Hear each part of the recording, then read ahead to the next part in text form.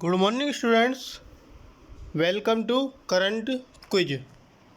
आज है आपका 14 अक्टूबर 2020 और 14 अक्टूबर 2020 से रिलेटेड जो भी आपके इम्पोर्टेंट करंट अफेयर्स के क्वेश्चंस होंगे उन सभी को हम यहाँ पर डिस्कस करेंगे और उन सभी क्वेश्चन से रिलेटेड जो भी इम्पोर्टेंट फैक्ट होगा उनको भी हम यहाँ पर डिस्कस करेंगे। तो चलिए शुरू करते हैं आज का अपना पहला क्वेश्चन।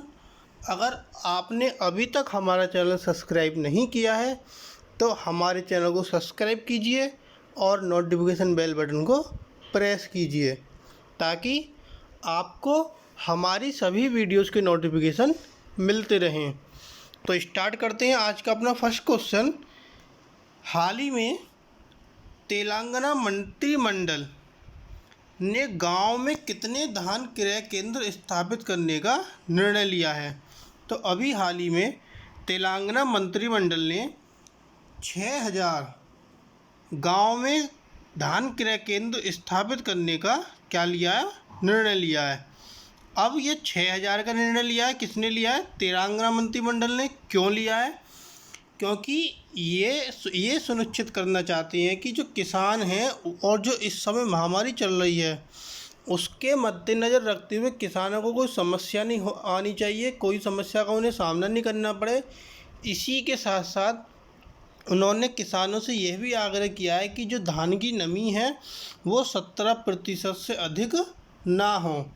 तो तेलंगाना में 6000 धान के केंद्र बनाए गए हैं ताकि किसानों को कोई भी समस्या ना हो और धान की नमी 70% से अधिक ना हो। अब बात तेलंगाना की आती है तो तेलंगाना में आपके ज़िलों की संख्या 33 है। लोकसभा सीटें वहाँ पर 17 हैं और राज्यसभा सीटें 7 हैं। तो ये था आपका तेलंगाना के बारे में। नेक्स्ट क्वेश्चन आता है, हाल ही में किस सरकार ने जिला स्तर पर ओवरसाइट समितियों का गठन करने का निर्णय लिया है? तो अभी हाल ही में जिला स्तर पर जो ओवरसाइट समिति का गठन होगा उसका निर्णय आपका उड़ीसा सरकार ने लिया है। तो इसका ऑप्शन आपका सी सही हो जाता है।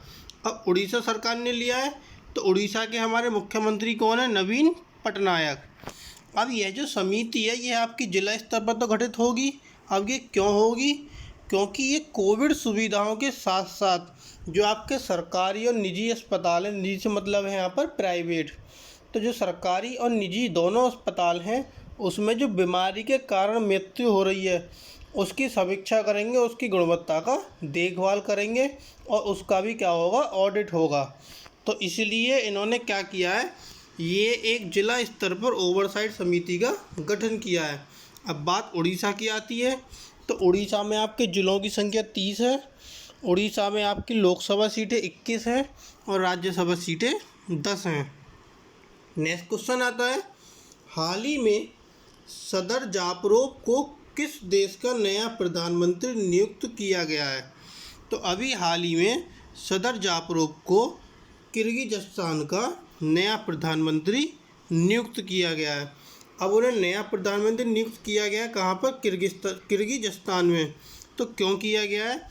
क्योंकि किर्गिज़स्तान में राजनीतिक गतिरोध को एक विभाजित विपक्ष द्वारा प्रोत्साहित किया गया था। वहाँ पर कोई राजनीतिक गतिरोध चल रहा था, राजनीतिक मतभेद थे, तो वहाँ पर एक विपक्ष द्वारा उनको सभी को प्रोत्साहित किया गया और जिसका अंतिम निर्णय क्या आया कि अंतिम निर्णय ये आया कि वो सभी एक नेता बनाने पर क्या हुए? सहमत हुए। मतलब उन सभी ने मिलकर क्या किया? एक नेता बनाया और जो किसको बनाया था उन्होंने? ये सदर जापरोव को वहाँ का फिर नया प्रधानमंत्री नियुक्त किया। तो ये था आपका किर्गिज़स्तान के बारे में। नेक्स्ट क्वेश्चन आता है, आपदा जोखिम न्यूनीकरण के लिए अंतर्राष्ट्रीय दिवस कब मनाया जाता है? तो आपदा जोखिम न्यूनीकरण के लिए अंतर्राष्ट्रीय दिवस आपका 13 अक्टूबर को मनाया जाता है। तो इसका आपका ऑप्शन सी सही हो जाता है। अब ये मनाया क्यों जाता है और ये कब शुरू हुआ था?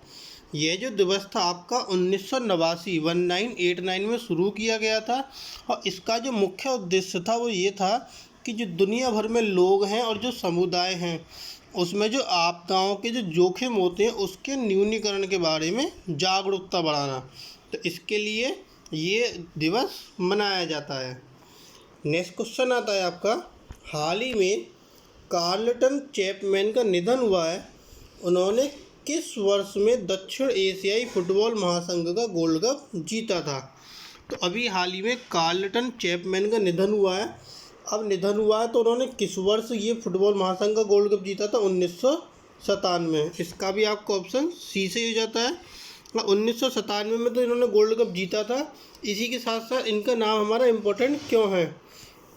क्योंकि इन्होंने एशियन कप विनर में इराक के अल जबरा के खिलाफ कोलकाता क्लब के लिए हैट्रिक बनाई थी। तो जो इन्होंने हैट्रिक बनाई थी, तो इनकी हैट्रिक के लिए इनको याद किया जाता है। तो किसका निधन हुआ अभी हाल ही में? कार्लटन चैपमैन का। नेक्स्ट क्वेश्चन आता है, हाल ही में पॉल मिलग्रोम और रॉबर्ट विल्सन को किस क्षेत्र में 2020 नोबेल पुरस्कार से सम्मानित किया गया है? तो अभी हाल ही में पॉल मिलग्रोम और रॉबर्ट विल्सन को अर्थशास्त्र के क्षेत्र में 2020 नोबेल पुरस्कार से सम्मानित किया गया है। अब ये दोनों पॉल मिलग्रोम और रॉबर्ट विल्सन, ये दोनों अमेरिकी अर्थशास्त्री हैं और कैलिफोर्निया में स्टैनफोर्ड विश्वविद्यालय में प्रोफेसर मिलग्रोम और विल्सन, इन दोनों को सैद्धांतिक खोजों के लिए मान्यता दी गई थी। तो उसके बाद नीलामी के जिन्होंने क्या क्या किया था, जो नीलामी का काम होता उसको वहाँ पर बेहतर बनाया था, तो इसीलिए इन्हें 2020 में नोबेल पुरस्कार से सम्मानित किया गया है। नेक्स्ट क्वेश्चन आता है आपका, हाल ही में किसने कर्नाटक सरकार से 3150 एकड़ भूमि के लिए 2 पवन ऊर्जा परियोजना स्थापित करने की मांग की है? तो अभी हाल ही में कर्नाटक सरकार से 3150 एकड़ भूमि पर जो 2 परियोजना स्थापित होंगी, वो आपका कौन करेगा? JSW energy limited. JSW energy limited 2 पवन ऊर्जाओं को क्या करेगा? स्थापित करेगा।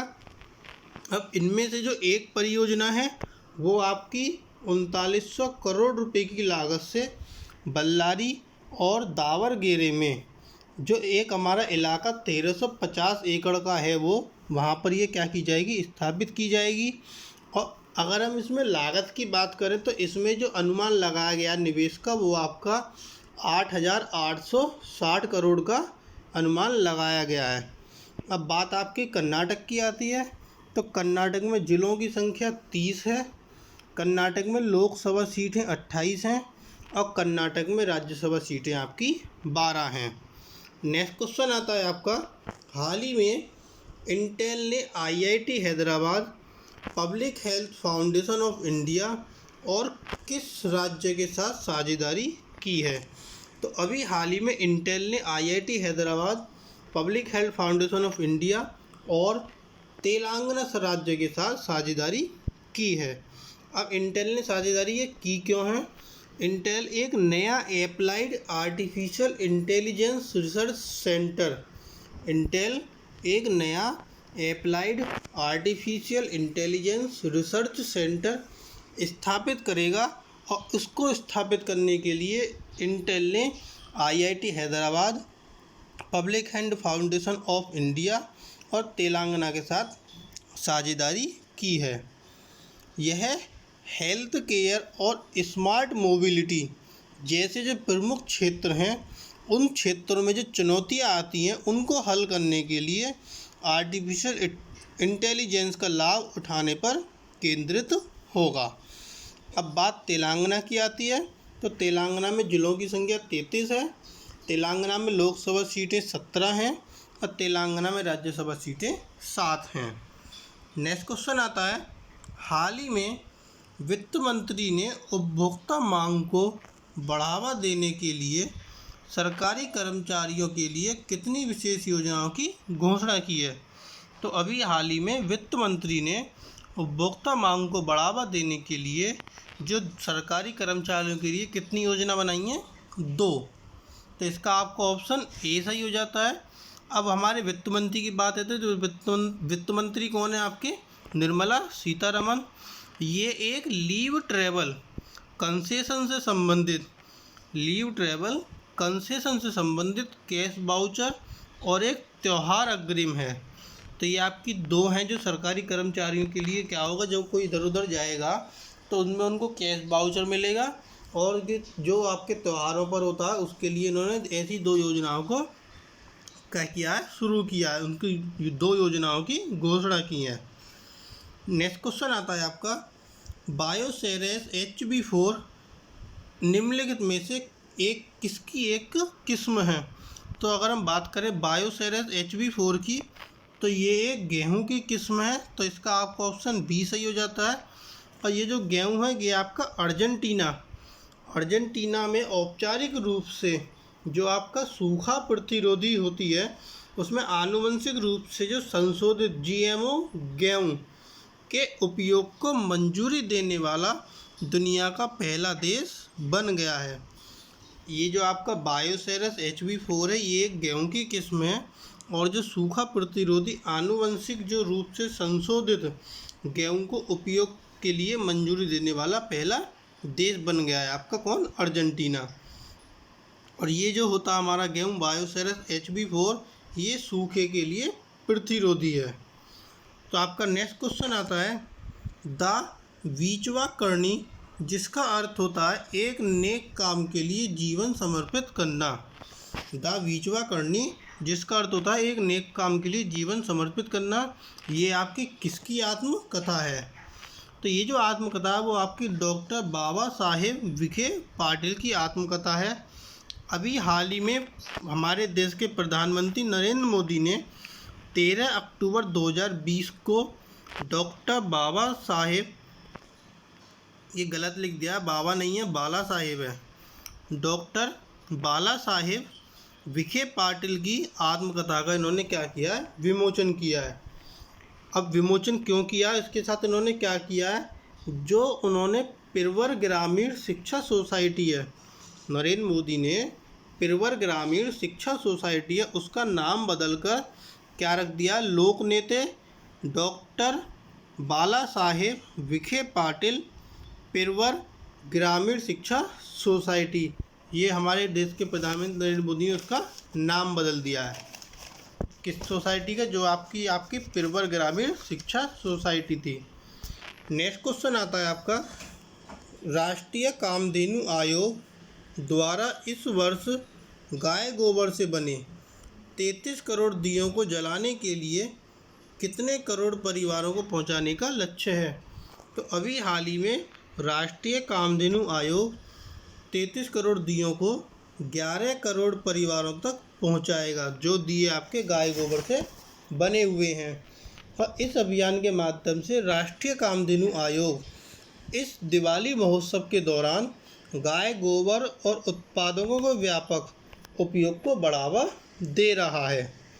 नेक्स्ट क्वेश्चन आता है, हाल ही में कौन शंघाई सहयोग संगठन के सदस्य देशों के न्याय मंत्रियों की 7वीं बैठक की मेज़बानी करेंगे। तो अभी शंघाई सहयोग संगठन के जो सदस्य हैं उसमें जो देशों के न्याय मंत्रियों की 7वीं बैठक की मेज़बानी कौन करेंगे, आपके वो करेंगे रविशंकर प्रसाद। तो इसका ऑप्शन बी सही हो जाता है। अब ये जो मेज़बानी होगी ये 16 अक्टूबर 2020 को, जो आपके रविशंकर प्रसाद, ये कौन है, केंद्रीय कानून और न्याय मंत्री हैं। ये शंघाई सहयोग संगठन के सदस्यों के देशों के न्याय मंत्रियों की 7वीं बैठक की मेज़बानी करेंगे। नेक्स्ट क्वेश्चन आता है, हाल ही में RBI ने विनियमन विभाग को किसको सौंपा है। तो अभी हाल ही में RBI ने विनियमन विभाग को किसको सौंपा, M राजेश्वर राव को। अभी हाल ही में M राजेश्वर राव RBI के डिप्टी गवर्नर बने थे। अब RBI ने जो डिप्टी गवर्नर थे उन सभी के विभागों को पुनः आवंटित किया है। अब पुनः आवंटित किया है तो इसमें राजेश्वर राव को विनियमन विभाग दिया गया है। नेक्स्ट क्वेश्चन आता है, हाल ही में किसने एक रोगाणुरोधी खाद्य पैकिंग सामग्री विकसित की है। रोगाणुरोधी खाद्य पैकिंग सामग्री अभी हाल ही में IIT मद्रास ने विकसित की है। अब इसमें होगा क्या पैकिंग में, ये आपकी एंटी बैक्टीरियल पैकिंग होगी, और जो आपके पर्यावरण में नमी होती है वो 21 दिन के भीतर 4 से 98% तक क्या होगी, नष्ट हो जाएगी। तो इसीलिए ये पैकिंग बनाई गई है, जो आपकी कौन सी पैकिंग है, रोगाणुरोधी खाद पैकिंग। नेक्स्ट क्वेश्चन आता है आपका, हाल ही में प्रतिष्ठित सेंड्रा नीस लाइफ टाइम अचीवमेंट पुरस्कार से किसे सम्मानित किया गया है। तो अभी हाल ही में प्रतिष्ठित सेंड्रा नीस लाइफ टाइम अचीवमेंट पुरस्कार से हरीश कोटेचा को सम्मानित किया गया है। अब इन्हें क्यों सम्मानित किया गया है, क्योंकि इन्होंने जो बेघर बच्चे थे और जो युवाओं थे उनकी ज़रूरतों को पूरा करने के लिए अमेरिका में इनके काम के लिए इनको सम्मानित किया गया है। अब इनको सम्मानित किया गया तो किसने सम्मानित किया, एक आपकी सोसाइटी है, national association for the education of homeless children and youth द्वारा इन्हें लाइफ टाइम अचीवमेंट पुरस्कार से सम्मानित किया गया है। नेक्स्ट क्वेश्चन आता है आपका, हाल ही में किसने क्यूरन बायो फार्मास्यूटिकल के साथ एक विशेष लाइसेंस समझौता किया है। तो अभी हाल ही में क्यूरन बायो फार्मास्यूटिकल के साथ कौन मिला है, आपका राइजन फार्मास्यूटिकल।